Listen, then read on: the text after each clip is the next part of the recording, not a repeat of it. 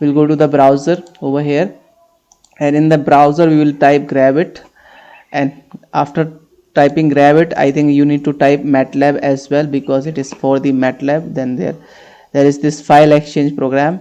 Grab it, click on it. On the first link you need to click, and then here you will get this download option. So basically you have a download option over here, and once you have a download option, you can click on the download. It might be possible that you may need to log in for this account. If you don't have account, you can create easily your account, and then after that log in and then click on the download button. So once you download, you have to save it somewhere. So you will save like in the desired location you can save, and here in the Airship directory we can click save on it. Once it is clicked, I think it is saved over here, and then we can ask to open the file, and here it is. We have the file, both of them, and for that I think I need to use this file. I need to take this file from here to the working directory, which is over here in the Airship nonlinear dynamics work, and then here we'll paste it. Now extract everything here. Now you have it. Alright, so basically the requirement of Grabit is over here. This is fine, not needed anymore. So we'll go to the Grabit and copy both of them and put in this folder. This is important for us because we are going to use this Grabit tool from the Matlab environment. So let's open the Matlab environment now. The Grabit function is here now. We need to click on it. Now this is open. So what are other requirements before using the Grabit? We need to have the file, or we need to have the graph which we are going to evaluate using the Grabit tool. To do that, we'll go to the reference first. This is the added math factor graph, and we need to collect the data for K1, K2 and K dash. Right now we do not have it in numerical format. It is only there in this graphical format. First we need to take the screenshot of this and then save the file in JPG or PNG format. Then after doing this, we need to go to the Grabit tool, and I have already saved that file. This is the file or a screenshot of the graph, added mass factor graph.jpg. Now is the time to run this Grabit tool. So first we will click on the Grabit tool, and it is open now. So this is how the user interface will look of Grabit.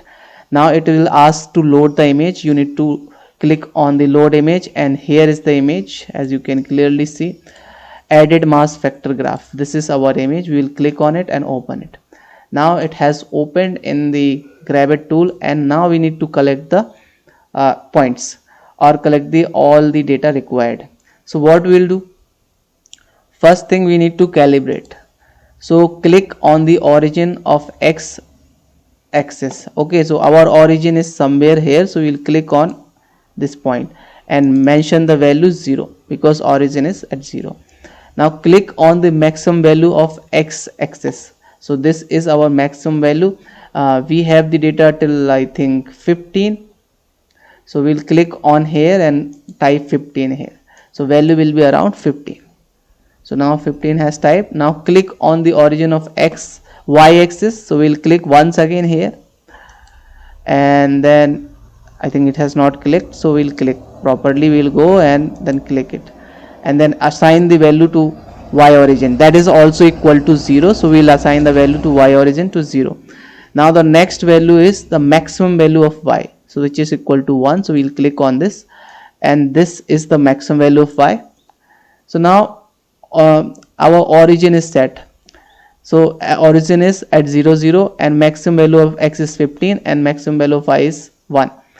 Now it's time to grab the points. To grab the point, you need to click grab points button. Here I'll click it, and then first we will go for I think K1. K1 is this downwards going graph. So we'll start from this location. 1 2 3 4 5 6 and so on, and this is how we will grab all the points needed. So right now we will click at large distance. You, for well fine-tuned data, you can click on nearest distance as possible, and then you can linear interpolate or spline interpolate the data for better accuracy. So this is how it is. I am collecting the data.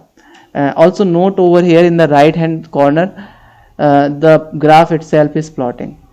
Okay, now I think we have grabbed it properly for at least one curve. So I am showing you for one curve only, and then click on this button. So now the data has arrived here. So this is the data file. Now save this file in the same folder, that data 001, or you can name it also, like it is for K1, so K1 you can name, and then save it. Now the same procedure you need to do for other parameters such as K2 and K dash, and then you will be able to get all the data required for K1, K2 and K dash value with respect to this fineness ratio, which is L by D.